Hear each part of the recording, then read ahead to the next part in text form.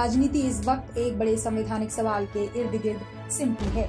महीनों से राष्ट्रपति, राज्यपालों और सुप्रीम कोर्ट के बीच अधिकारों की सीमाओं को लेकर चल रही बहस आखिर निर्णायक मोड़ पर पहुंच गई। लंबे इंतजार के बाद सुप्रीम कोर्ट ने प्रेसिडेंशियल रेफरेंस पर ऐतिहासिक फैसला सुनाया है। इसने केंद्र राज्य संबंधों और भारत की संघीय व्यवस्था पर दूरगामी असर डाल दिया है। ऐसे में ये जानना जरूरी है कि आखिर पूरा मामला क्या था। यह पूरा विवाद उन विधेयकों की समय सीमा से जुड़ा था जिन्हें राज्य विधानसभाओं से पारित कर राज्यपाल के पास भेजा जाता है और फिर वहां से राष्ट्रपति के पास पहुंच सकता है। लगातार सामने आ रही शिकायतों में कहा जाता रहा कि कई राज्यपाल इन बिलों पर निर्णय लेने में महीनों, कई बार वर्षों तक देरी कर देते हैं। इससे राज्य सरकारों के कामकाज पर सीधा असर पड़ता है और संविधान में निर्धारित शक्तियों का संतुलन बिगड़ता है। इसी पृष्ठभूमि में सुप्रीम कोर्ट ने जुलाई 2025 में केंद्र और राज्यों से 12 अगस्त तक लिखित जवाब मांगे थे। उसके बाद 10 दिनों तक चली विस्तृत सुनवाई ने पूरे देश का ध्यान खींचा। इस बहस में सिर्फ कानूनी तर्क नहीं थे, बल्कि संघवाद, लोकतांत्रिक मूल्यों और संवैधानिक दायित्वों की भी गूंज शामिल थी। जहां 20 नवंबर को संविधान पीठ ने अपने फैसले में साफ कहा कि राज्यपाल किसी भी विधेयक को अनिश्चित काल तक लंबित नहीं रख सकते। इसके साथ ही डीम्ड एसेंट यानी विधेयक को स्वतः पारित मान लेना संविधान में कहीं मौजूद नहीं है, इसलिए कोर्ट इसे लागू नहीं कर सकता। वहीं राज्यपाल का दायित्व है कि वे विधेयकों पर समयबद्ध निर्णय ले, लेकिन राज्यपालों या राष्ट्रपति के लिए कोई भी सख्त समय सीमा तय करना असंवैधानिक होगा, क्योंकि ये संविधान द्वारा दी गई उनकी स्वतंत्र भूमिका को सीमित कर देगा।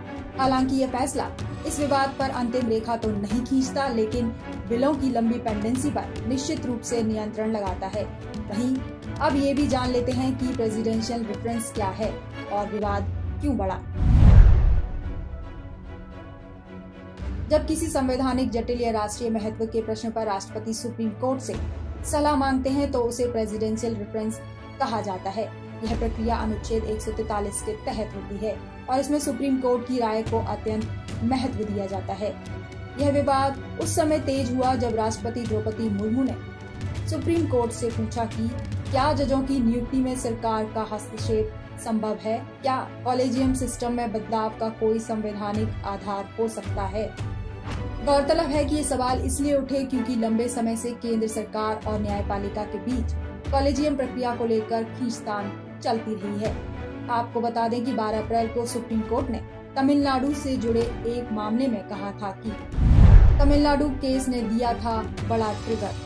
राष्ट्रपति को किसी बिल पर निर्णय लेने के लिए अधिकतम 3 महीने का समय दिया जा सकता है। यही आदेश बाद में विवाद का केंद्र बना। राष्ट्रपति ने इसकी संवैधानिकता पर स्पष्टीकरण मांगा और 14 सवालों के साथ मामला सुप्रीम कोर्ट को भेजा। इनमें मुख्य रूप से अनुच्छेद 200 और 201 यानी राज्यपाल और राष्ट्रपति की बिलों पर भूमिका से जुड़े प्रश्न शामिल थे। ऐसे में सुप्रीम कोर्ट की राय का ये बड़ा अर्थ है, जहां सुप्रीम कोर्ट का फैसला स्पष्ट करता है कि राज्यपाल की भूमिका सलाहात्मक नहीं बल्कि संवैधानिक दायित्व है। राष्ट्रपति के अधिकार और न्यायपालिका की स्वायत्तता एक दूसरे के विरुद्ध नहीं बल्कि पूरक है। राज्यों की लोकतांत्रिक प्रक्रिया को बाधित करने वाली अनिश्चित देरी पर अब नैतिक और संवैधानिक अंकुश लगा है।